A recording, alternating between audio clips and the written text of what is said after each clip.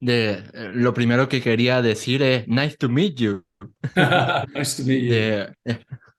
De, encantado de conocerle en persona y poder hablar sobre este fantástico libro que tengo por aquí, de El faro de Stalingrado, que es un fantástico libro para todos los que somos grandes apasionados de la historia de la Segunda Guerra Mundial.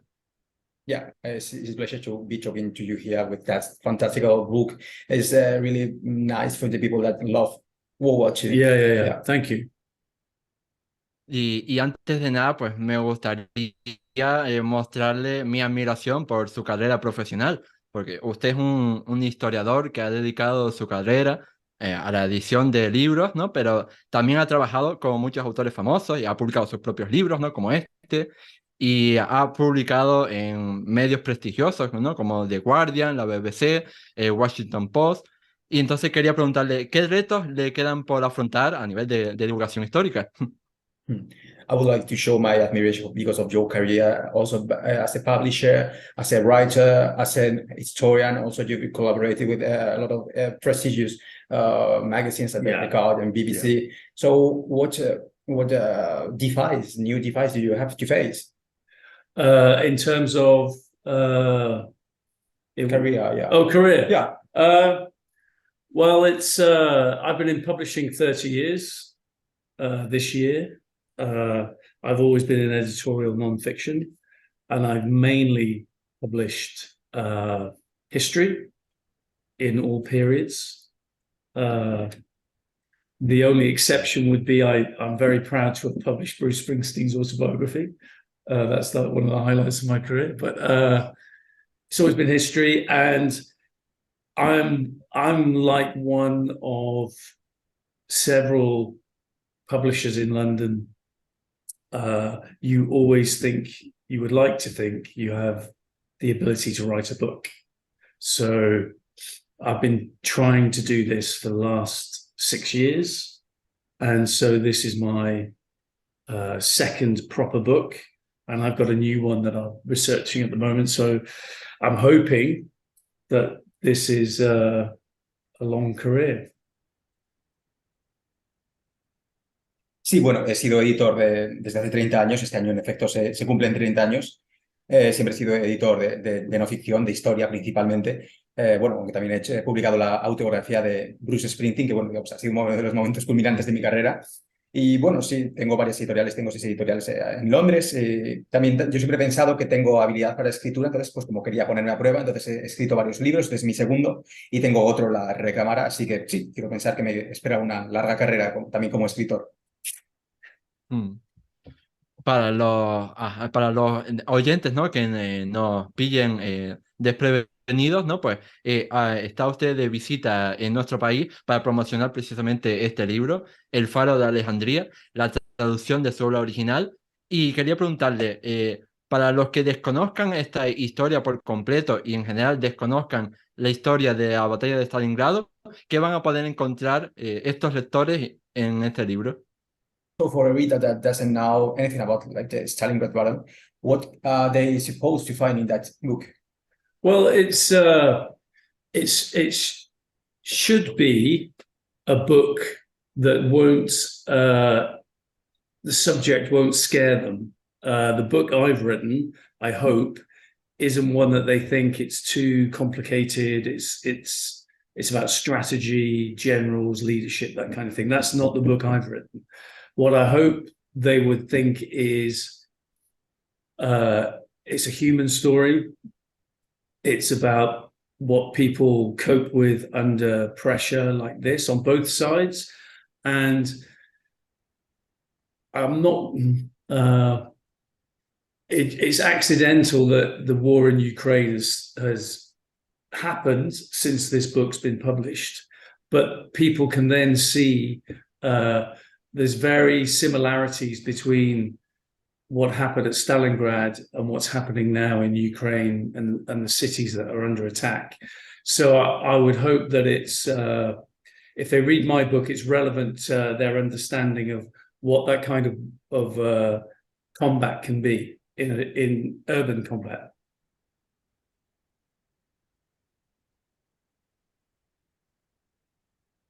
Sí, mi libro efectivamente no pretende ser un libro ultra complicado a nivel de estrategia, de líderes. No, no es el tipo de libro militar al uso en ese sentido, sino que es un libro que está escrito desde las historias humanas que compusieron esta batalla de Stalingrado y lo que la gente puede llegar a hacer cuando se ve afrontada a esta presión tan tremenda que tuvieron en su momento. Luego, por otro lado, me gustaría mencionar que bueno, el libro es verdad que ha salido bastante a la vez que lo que es la guerra de Ucrania, pero no era la intención. Pero bueno, también esto nos permite ver ciertas similitudes, similaridades entre lo que ocurrió en su momento en Stalingrado y lo que está en Rusia, Stalingrado, y lo que está ocurriendo hoy en día en Ucrania, que al final son dos países que en cada uno en su momento pues, estuvieron bajo ataque. Y también una de las cosas que va a encontrar el lector es el combate urbano, que es lo característico de Stalingrado y cómo puede, qué es lo que ocurre en un combate urbano. Sí. Mm. Fantástico. Esta historia humana tan apasionante se contextualiza, ¿no? Como ya hemos dicho, en la batalla de Stalingrado, que tuvo lugar entre agosto de 1942 y febrero de 1943 y causó más de 2 millones de combatientes muertos y heridos. ¿Qué factores provocaron que Stalingrado se convirtiera en unas peores batallas de la historia universal? So, which were the factors that made Stalingrad became one of the worst battles in world history? Well, it's where you've got two huge armies clashing in a very well in the city itself. It's the first major battle that's conducted in a city. Hadn't happened before. Not on this scale. To where you've literally got hundreds of thousands of troops on both sides fighting for streets and buildings and rooms and sewers. That had never happened before. It had happened in terms of there might be a quick fight for a city and it's over in a couple of weeks, whereas this was prolonged and lasted for 5 months. And it was the first time that I suppose everything, it's not just about the fighting, there's other elements as well. So there's propaganda, there's psychological warfare, there's logistical problems in terms of modern machinery like airplanes, so you have airlifts, that kind of thing.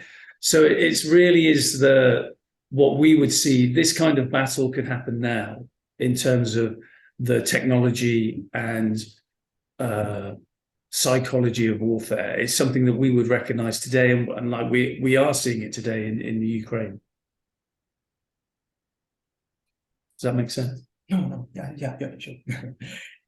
Al final son dos ejércitos enormes que chocaron juntos, que chocaron y efectivamente es la primera batalla urbana en sentido estricto, porque es verdad que antes sí que había habido batallas en ciudades, pero no a una escala tan tremenda. Estamos hablando de ejércitos compuestos de cientos de miles en cada uno de personas, en cada uno de los bandos, que luchan calle por calle, dormitorio por dormitorio, habitación por habitación. Y esto es algo que no había ocurrido nunca antes en la historia.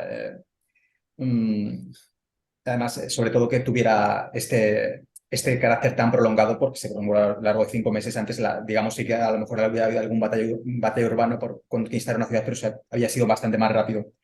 Y también lo que cuenta Stalingrado no es solo los combates en sí, sino unas cuestiones culturales, de propaganda, complicaciones logísticas, pues, por ejemplo, con las asistencias aéreas, los aprovisionamientos, también a nivel de la psicología de la guerra. Y además yo creo que tiene algo muy importante ese Stalingrado, y es que es el tipo de batalla que se libró allí, su psicología, el hecho del combate urbano, es un tipo de batalla que podríamos ver que se librara hoy. And it's the level of violence was huge. It was on a bigger scale than anything that had happened so far in the Second World War.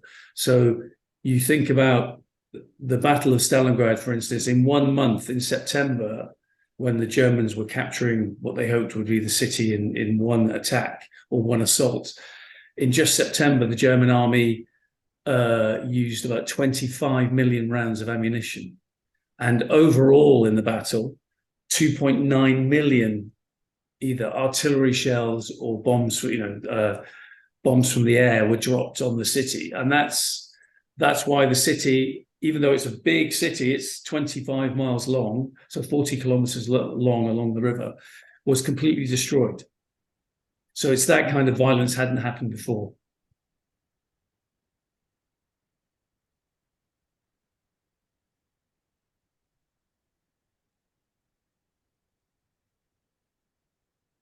Sí, también es una batalla con un nivel de violencia enorme. Es a una escala mayor que cualquier otra batalla de la Segunda Guerra Mundial. Tengamos en cuenta, por ejemplo, en un mes, en septiembre, que es cuando los alemanes lanzan la ofensiva y pretenden conquistar Stalingrado con un solo ataque, emplearon 25 millones de rondas de munición, es una cantidad tremenda. Y en lo que es el conjunto de la batalla, los alemanes pues, emplearon 2,9 millones de disparos de artillería o de bombarderos. Pues digamos que son cantidades muy grandes. Y también esto da una imagen de que, aunque Stalingrado efectivamente era una ciudad muy, muy larga, muy extendida, más que ancha, era larga, digamos, sobre lo que es el río, que se extendía a lo largo de 40 kilómetros, acabó completamente destrozada, porque la violencia que se produjo y la destrucción era una escala totalmente nueva. Increíble. Y toda la obra, esta se basa, ¿no? Se vertebra en torno a un edificio de apartamentos de la calle Penskaya, a orillas del río Volga, y a esa casa la llamaron la Casa de Pavlov, pero recibió el nombre en clave de Faro de Stalingrado, que es de hecho lo que ilustra el título de la obra. ¿Por qué recibió ambos nombres? Hmm. So why was Pavlov House both named Pavlov House and the Lighthouse of Stalingrad? Yeah. So, well, the building itself, even though the city was being destroyed, there were certain buildings within the heart of the city that had been designed and constructed in the 1930s when they were building a modern city. And those were the main buildings for either the political or the workers' elite of the city. And so they were big apartment blocks or big buildings. They were built from reinforced concrete.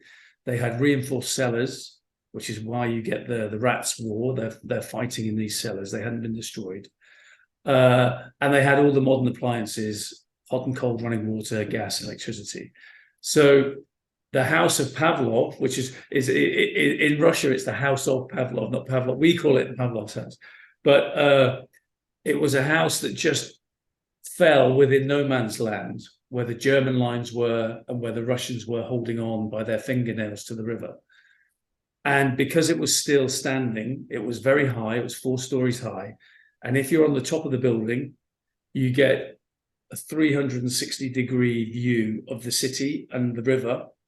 So if you're the Germans, you want to capture it because you'll be able to see what the Soviets are doing on the other side of the Volga, bringing over reinforcements, and you'll be able to target them. And if you're the Soviets, you want to have that building because you'll be able to see what the Germans are up to and where they're going to attack next. And that's why it was codenamed the Lighthouse by the Soviets, because obviously it's giving you protection like a lighthouse. You're able to see the danger. But that's what my book's about, is the legend true that it became this epic siege where a small band of Soviets were surrounded by thousands of Germans, or was there a different story? And that's what I'm telling in the book.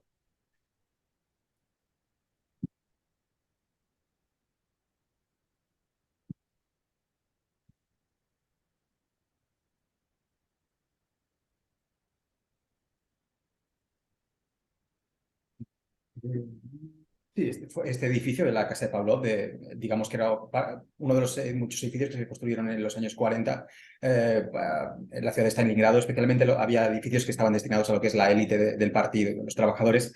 Eran edificios que tenían todas las comodidades modernas que podía haber en el momento. Tenían sótanos reforzados, que es el motivo por el que después pues, batallaron por estos sótanos, lo que son los grupos de asalto.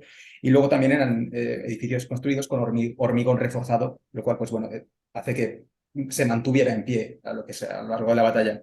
En Rusia, bueno, sí se la denomina efectivamente la Casa de Pavlov. Sí, para ellos es algo que es bastante importante llamarlo así.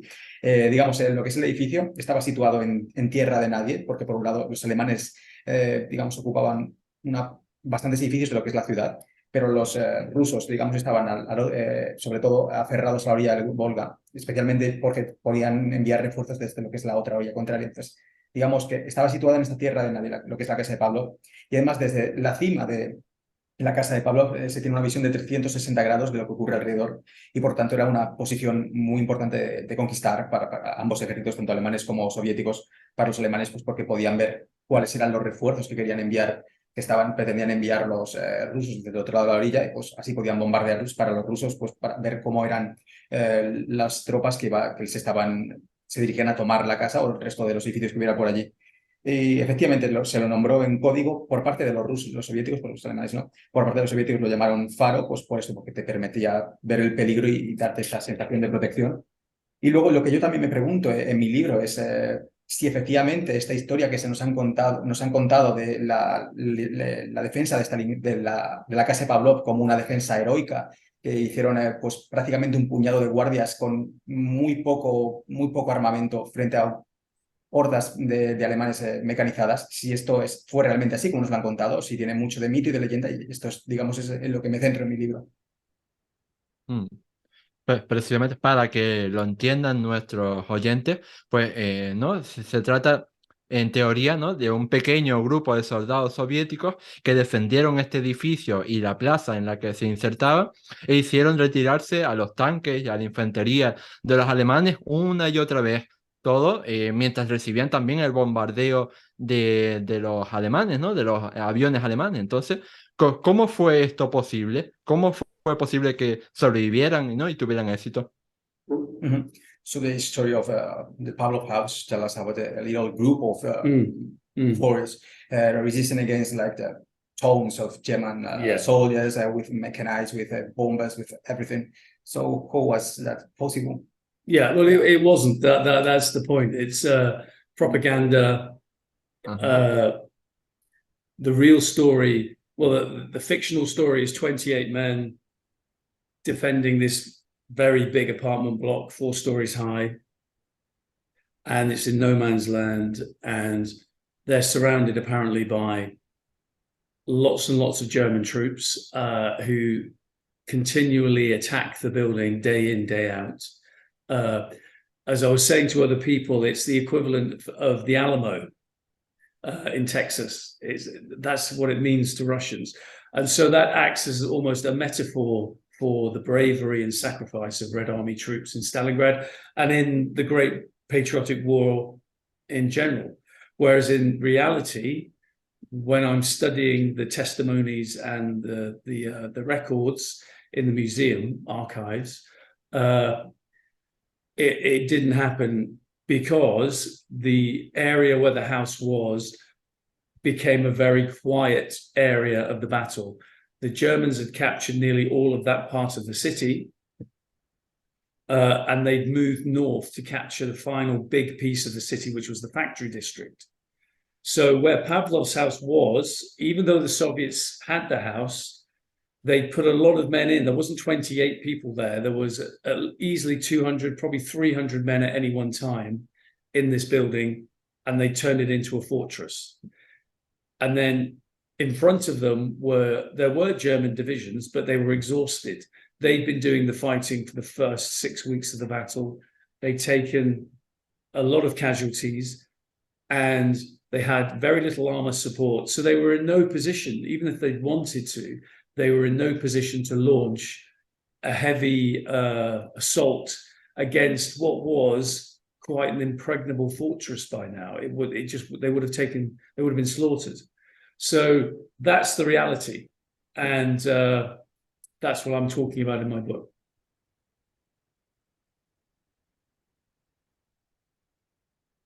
Ujú. Sí, efectivamente, es que no fue posible, digamos, esta es la clave. Es una cuestión de propaganda, efectivamente. El hecho de que continuamente resistieran este pequeño grupo de soviéticos a las embestidas de los alemanes. Yo también esto lo cuento bastante, digamos, es como el Álamo para lo que es Texas. Esto es lo que significa la casa de Pavlov para los rusos. Un símbolo también de la valentía y de los sacrificios de los soldados rusos, no solo en Stalingrado, sino también en todo lo que ellos llaman la Gran Guerra Patria.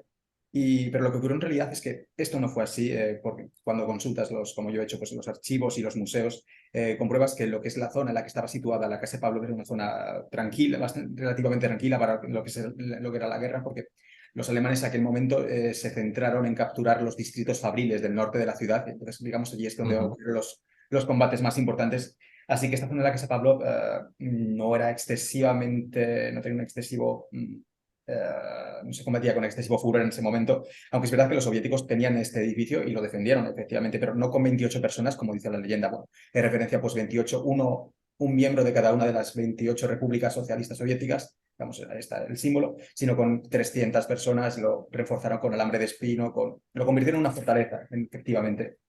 Y enfrente de ellos lo que tenían eran 6 divisiones alemanas, pero estaban exhaustas por semanas de combate, así que no tenían fuerza realmente para emprender pues, un asalto contra lo que se había convertido en una fortaleza inexpugnable. Y bueno, esta es la realidad de la Casa Pavlov, y al final es de lo que me centro en mi libro, tratar esta realidad, sí, además de la leyenda. Es muy importante, claro, para reconstruir la historia y darnos cuenta de la realidad, ¿no? Detrás de la propaganda que nos quieren vender. Y precisamente en esta historia de la casa de Pavlov también se cuenta, ¿no? Que en el sótano de la misma casa había un grupo de heridos, ¿no? Que estaban gravemente heridos, algunos de ellos, pero que sobrevivieron hasta que los rescataron el 25 de noviembre de 1942. Esa historia de supervivencia también es parte de la propaganda, también es parte de ese invento o esa exageración. Civiles, ¿estamos hablando de civiles? Sí, Vale, bueno, civiles, bueno, un sí, grupo vale. de civiles y militares. Vale. So there's also like a legend that maybe you could tell us if it's just a legend or has reality that in the cellars of the Pavlov house were like a group of people that were rescued on 25 November 1942. So is that only a legend or that's a I think that is a legend. Yeah. It's a great story, and as you said, it makes a really interesting story. You always want to have some kind of, you got the military battle, and it always sounds exciting to have another level of person there, so civilians, women, children, that kind of thing. But from the archives that I read, and then local historians that I've talked to and interviewed in Volgograd, that's an element of the story that there's no proof that they were there. There's no actual written down confirmation that there were civilians there. And when Pavlov's unit went into the building, and he's reporting back to his regiment on the front line, we're in the building. At no point did he say there were civilians in the cellars. That was never told. And then obviously when reinforcements are going to the building again, there are no official reports from them that there were civilians in the building. I'm not saying it's impossible, but there aren't any written records that there were. The only written accounts you have are in the official book and Pavlov's own autobiography. And if you read Pavlov's autobiography, you read the general who was in charge of his division, Alexander Radimtsev's, and 2 or 3 other people as well that were in this unit. Their story, it's like one person has written all their memoirs. They describe each scene that's the legend so accurately. It's deliberate. So that again, that's it just makes a nice story. It's fiction.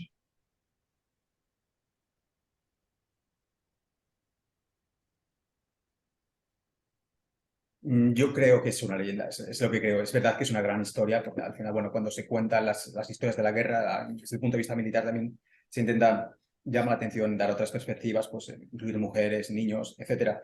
Pero historia real, lo que nos dice la historia real, o por lo menos yo cuando he ido a los archivos de Volgograd, es que no hay pruebas de que efectivamente hubiera civiles en los sótanos de la casa de Pablo, porque de hecho cuando Pablo toma la casa, informa a sus superiores de ello, no da ninguna información de que haya allí civiles, cuando luego llegan refuerzos y vuelven a informar los superiores tampoco transmiten esta información.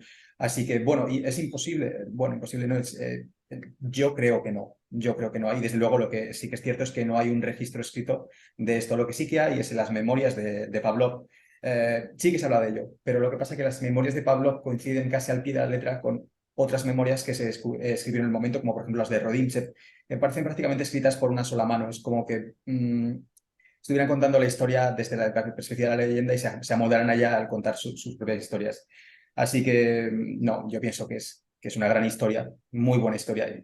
Es ficción, ficción. And also, there's even the description that there were Germans in the building that Pavlov's team surprised and either killed or drove away.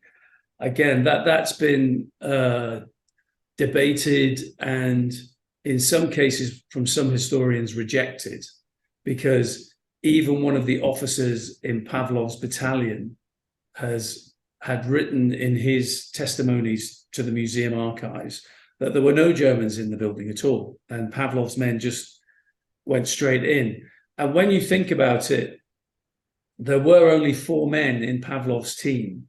So you would think, how could 4 men surprise and overcome a large group of Germans that were holding the house? They might kill 2 or 3 of them, but some of them are going to put up a fight, and you would get this room by room fight again. So again,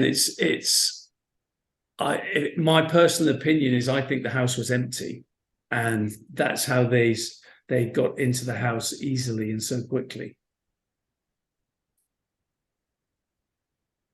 Sí, y también pienso que lo que se nos cuenta de que cuando Pavlov tomó la casa, había alemanes en ella. Yo pienso que también es algo que es falso, porque también cuando un oficial de la batalla escribe sus testimonios y los deja en los archivos del Museo de Volgogrado, dice que allí no había ningún hombre, ningún alemán, efectivamente. Y realmente, si te paras a pensarlo, digamos, el grupo que tomó la casa de Pavlov eran 4 hombres.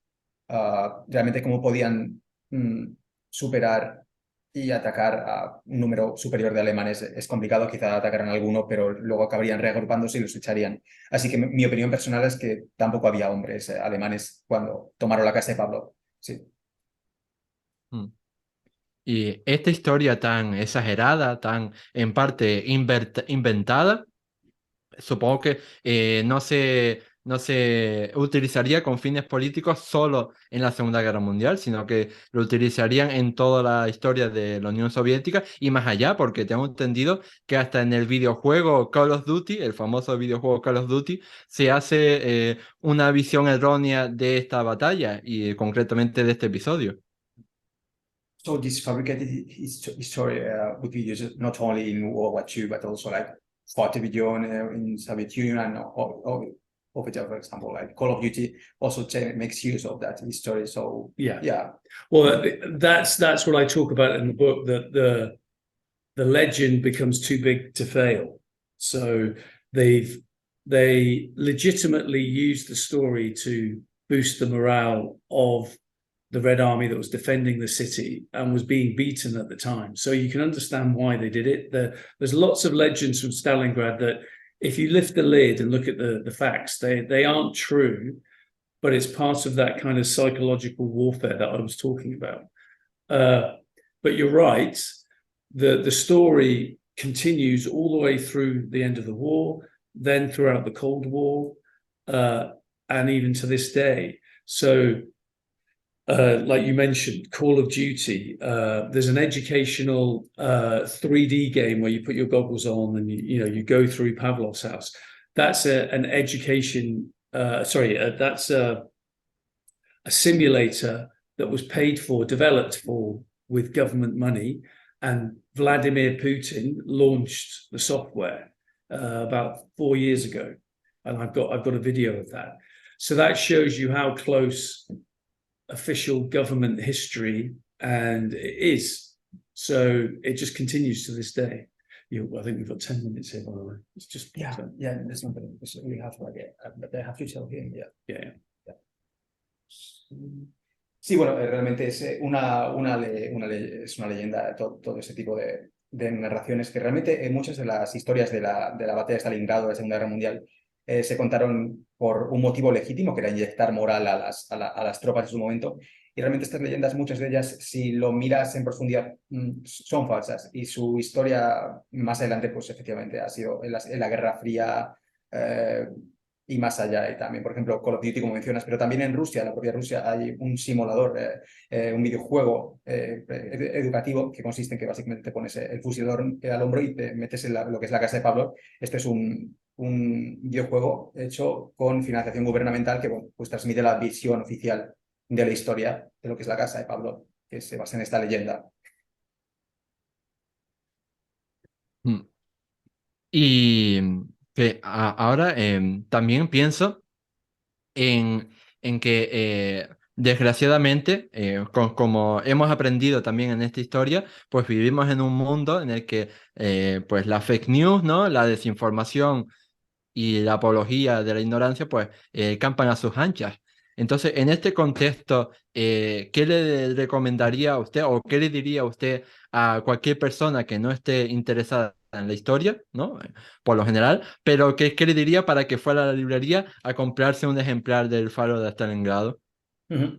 So nowadays we're also living in a time of fake news, misinformation. So for a person that is like not particularly interested in history, what would you tell him like to go to the bookshop and buy this Lighthouse of Stalingrad? Because it's not just a book about warfare.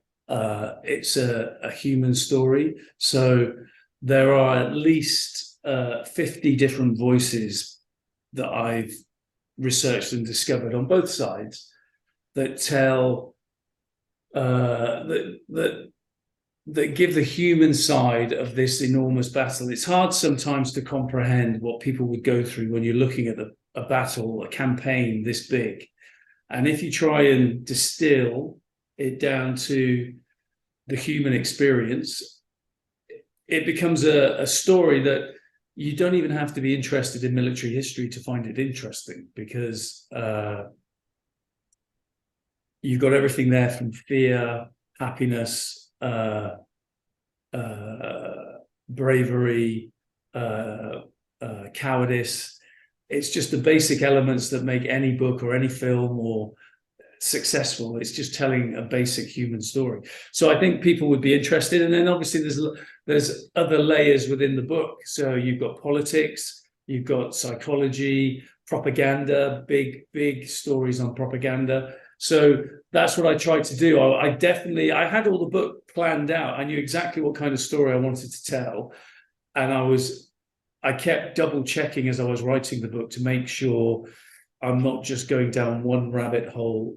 I'll take you, the reader, on a journey, so you'll understand why was Stalingrad important? Why did the Germans think they're racially superior to the Soviets? Why did the Soviets squabble amongst each other in terms of the republics? And what kind of homecoming Germans got when they were going home? I tell that story too. So you never know. It can make. In my head, I'm thinking, not that it's going to be, but in my head, I was thinking, if this was going to be a movie, how would I do the story arc? And that's what I've tried to do.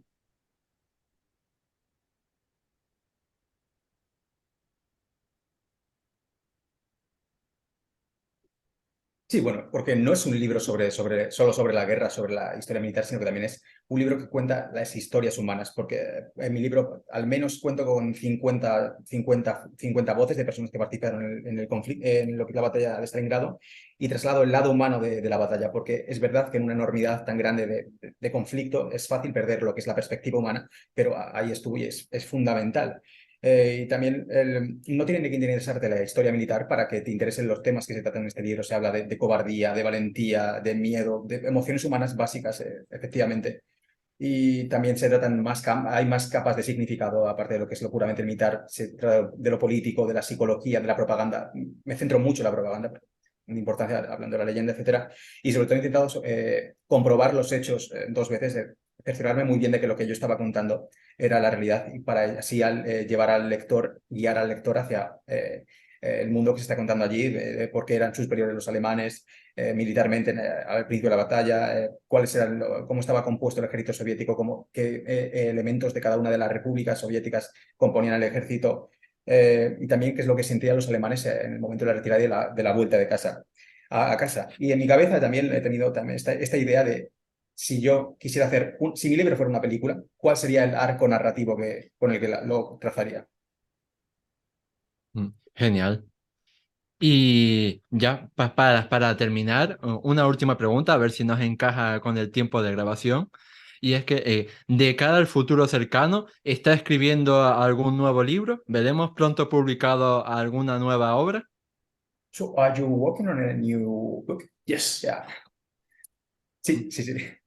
Are we seeing it published like in the recent future? Yeah, I'm researching at the moment. I can't go into too much detail, but it's. I'll give you a clue. I'm off to Japan in November to do lots of research. Pues sí, realmente sí. Digamos, no puedo dar muchos detalles. Estoy ahora en la fase de investigación, pero bueno, te digo una pista, y es que en noviembre voy a ir a Japón para hacer un montón de investigaciones allí. Creo, no quiero hacer spoilers, pero creo que era algo sobre la Segunda Guerra Mundial en el Pacífico, ¿no? So it's maybe about World War II in the Pacific. Yeah, I'm going. I had in my next book was going to be set in Kyiv. That was the plan, and I was starting to do research. But obviously, because of the war, I can't get there. So my other idea I had on we call it the drawing board, that I was planning was this World War II story set in Japan. And again, it's all based on brand new research, brand new voices from the past that I've discovered, that kind of thing. Sí, bueno, efectivamente es lo que comentas, pero mi idea original era escribir un libro que estuviera situado en Kiev, pero bueno, por la guerra de Ucrania, pues al final quería investigar e ir allí, no es posible.